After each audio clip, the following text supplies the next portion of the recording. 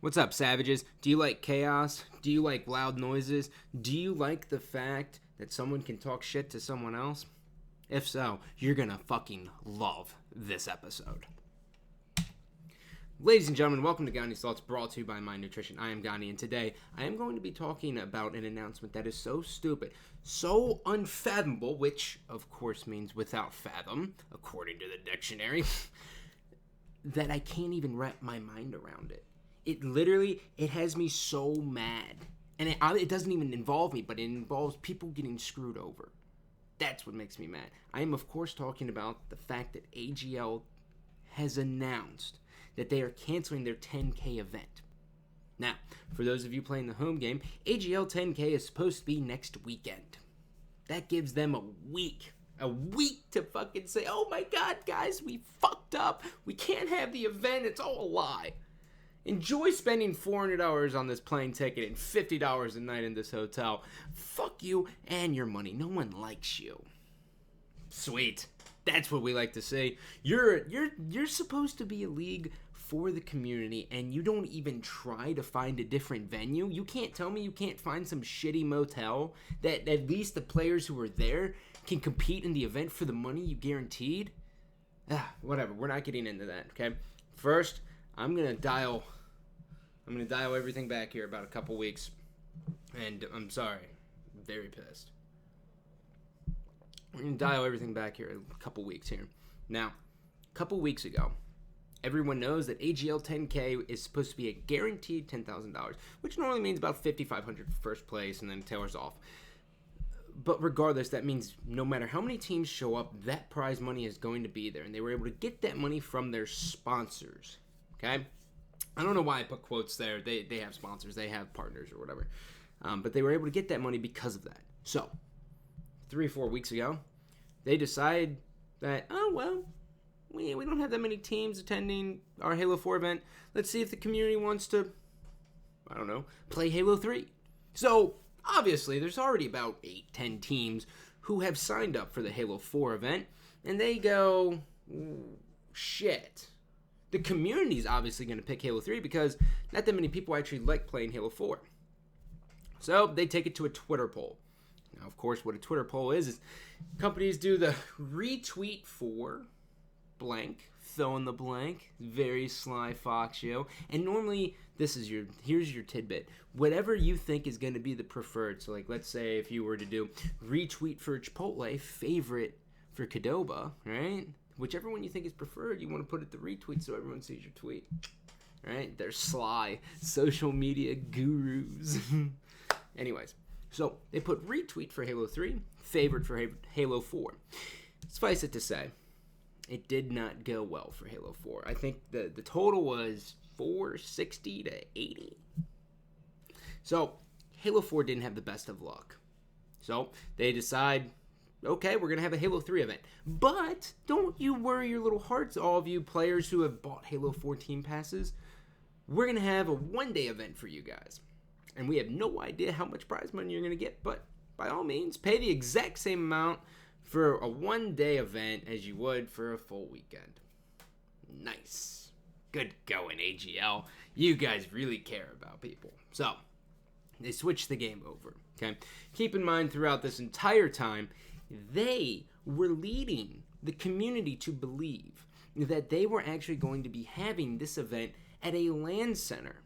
Now, before I get into all the hysterical complications with the LAN center, we are going to talk about how AGL works. Now, AGL they don't rent out convention centers, obviously, because they're not big enough, right? We can't even fill up a convention center if we wanted to in the Halo community. Maybe we could try, but they go to LAN centers and they get a sweet deal cut to them, so they don't have to pay for all of the stuff that a hotel would. You know, in a hotel you got to pay for the internet, you got to pay for the spacing, and normally it's a lot more pricey than it is going to a LAN center. So AGL basically uses the fact that they're going to be bringing hundreds of kids into their LAN center just to get them publicity, and then most companies bite on it. Smart. Okay? That's why we went to Knoxville for all those times. Battlefield Knoxville, that is. That's why we went there. Brad got a they got a pretty cool deal there, and they were able to keep kind of milking it for a little bit. And then, eventually you have to switch locations after a while. So that's what happened. Now, this land center that AGL contacted actually is under construction.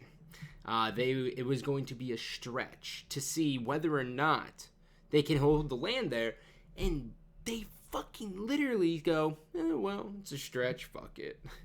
You're hosting a $10,000 tournament guaranteed for pros. Players are flying around the United States of fucking America. Flights aren't cheap. Flights aren't fucking free. Not everyone can go into their mother's and father's pocket and just say, hey, Mom, thanks for the fucking $500 plane ticket. Oh, on top of that, here's $200 for food. No one can fucking do that. So, you gambled the entire time. You gambled these players' money.